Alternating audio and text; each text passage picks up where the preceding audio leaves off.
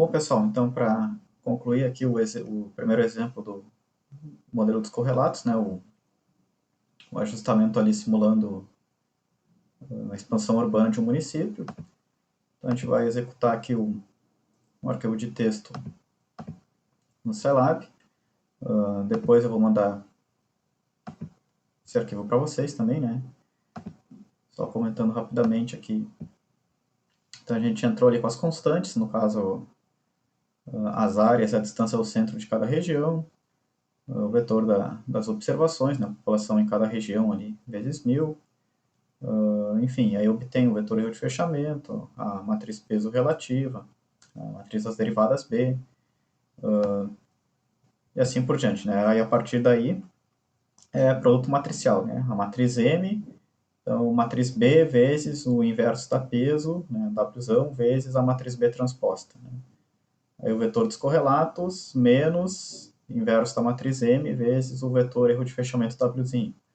O vetor dos resíduos, né, então o inverso da peso, vezes a matriz B transposta, vezes o vetor dos correlatos obtidos no passo anterior.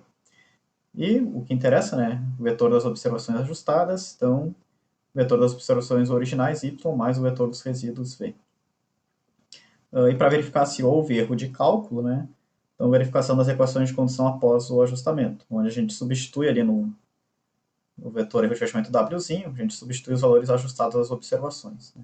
E aí, nesse caso, todas as equações têm que dar zero. Bom, então aqui nós temos o vetor erro de fechamento Wzinho original, antes do ajustamento, né, que a gente até já tinha visto no quadro, né, menos 25.000 na primeira equação de condição, então faltando 25.000 habitantes, né, para a cidade.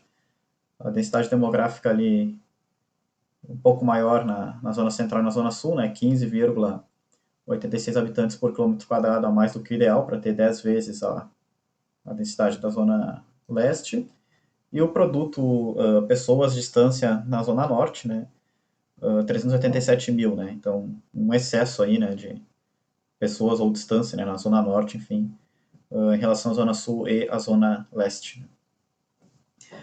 Aqui nós temos os resíduos, então, de cada uma das 4 regiões, né, após o ajustamento. Então, no caso, a primeira região é a região central, então ela tem que ganhar 7.000 habitantes, mais ou menos, né, nessa expansão. Então, ela tinha 175.000, né, então a expansão ideal, né, segundo esses critérios, ela deveria ter 182.000, deveria receber 7.000. A zona norte, ela tinha 300.000, ela deve perder aí 9.000, né, 9.000 habitantes, então deve ficar com 291.000. Então, mesmo expandindo a cidade, né, mesmo mantendo a população em 25.000, ainda assim já existe um déficit na zona norte, né, já existe um excesso, né, aliás, na zona norte, e mesmo nessa expansão ela deve perder 9.000 habitantes. A zona sul, 22.000 de resíduo, né, então um resíduo bem elevado, né, então ela tinha 200.000, com a expansão ela deve receber 22.000 pessoas, ali, 22.400, enfim. E por fim a zona rural ali, um resíduo positivo de 4.500, mais ou menos, né, arredondando. Então ela tinha 50.000 habitantes, deve receber aí mais 4.500, né, 55.000. Segundo, lembrando, né, os critérios que a gente estipulou. Se a gente mudasse as equações de condição, ou seja, a gente mudasse os nossos critérios para esse planejamento, né, urbano, nós teríamos outros resultados, né. Aqui um exemplo simulado, né, que eu elaborei para fins didáticos, né, claro, bem simplificado, né. Mas dentro desse modelo, né, para respeitar essas condições, esses seriam os resíduos aí das observações. E aí o vetor de fechamento, após essas condições serem satisfeitas, né, é zero, né. Então isso aqui, em termos práticos, a gente considera como zero ali. Pequeno erro numérico de cálculo ali, enfim, mas em termos práticos a gente considera como zero. Todas as equações de condição satisfeitas após o ajustamento, né. Então, nesse exemplo, qual a conclusão que a gente chegaria, né? Que as duas principais é que já existe um excesso de pessoas na Zona Norte, né? Então, mesmo a cidade aumentando em 25.000 a sua população, a Zona Norte deve perder 9.000 habitantes, né, dos 300.000 que ela já possui. E a zona sul, né, com essa pretensão de ser uma zona mais densa, próxima ao centro, então essa zona ela deve receber uma quantidade maior aí, de habitantes, né? Então ela tem 200 mil, ela deve receber 220 mil. Desculpa, 22 mil habitantes, né? 22.500 mais ou menos ao todo. Então, se a gente for somar os elementos do vetor dos resíduos, né? V1 mais V2 mais V3 mais V4, dá 25 mil redondo, né? Então, se a gente somar o resíduo de todas as populações ali, vai dar 25 mil, que é o excesso que a gente condicionou na primeira equação de condição, né? Então, que a soma delas desse 750 mil, né? E não os 725 mil originais. Só que esses 25 mil são distribuídos de maneira bastante heterogênea, né? Então, vem 7 mil para o centro, perde-se 9 mil na Zona Norte, 22.500 vão para a Zona Sul e 4.500 para a Zona Leste, dentro das condições que a gente estipulou, né? Então, esse modelo comportaria mais uma quarta equação de condição, né? Só que aí a gente tem que ter em mente que essas equações de condição, se ela for muito discrepante das demais, vai mudar completamente aqui os resultados do ajustamento, né? Então, tem que se ter atenção na formulação dessas equações de condição quando a gente quer um alto número de condições, né?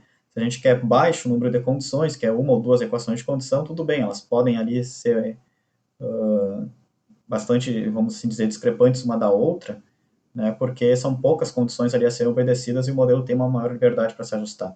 Agora, quando a gente começa a aumentar muito o número de equações de condição, começa a ir até o limite ali, né? Nesse caso, a gente poderia definir até 4 equações de condição. Aí nós temos que ter atenção para que uma não comprometa muito a outra, né? Para que a gente não tenha resíduos muito elevados aí.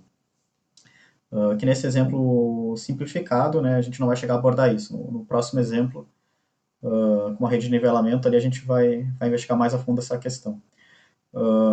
Mas, de forma geral, esse é o primeiro exemplo aí do modelo dos correlatos, né? Ao meu ver, bastante didático, né? Aplicado, né? Mais relacionado à área da cartografia e SIG, modelo linear, né?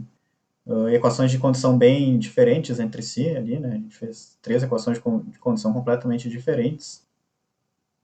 E o último comentário é que elas devem ser linearmente independentes entre si.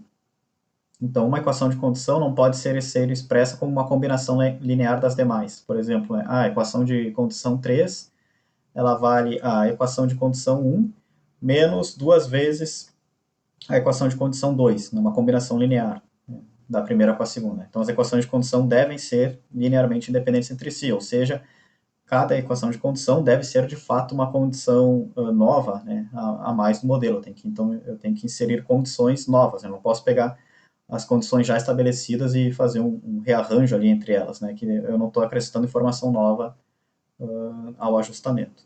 Nesse caso, elas são linearmente dependentes entre si, né. A única que contém todas as observações é a primeira, né, e é sempre uma soma delas, né, 1 mais 1 mais 1 mais 1 ali. Já as outras duas têm pelo menos tem uma observação de fora, né, e tem positivos e negativos ali, né, coeficientes positivos ou negativos. E a observação de fora que está na segunda não é a mesma observação de fora que está na terceira, né? Então, dessa forma que a gente elaborou, a gente já garante a independência linear entre elas, né? A gente vai ver depois um outro exemplo, né, no próximo exemplo, como uma regrinha geral de como a gente consegue garantir essa independência linear entre as equações de condição.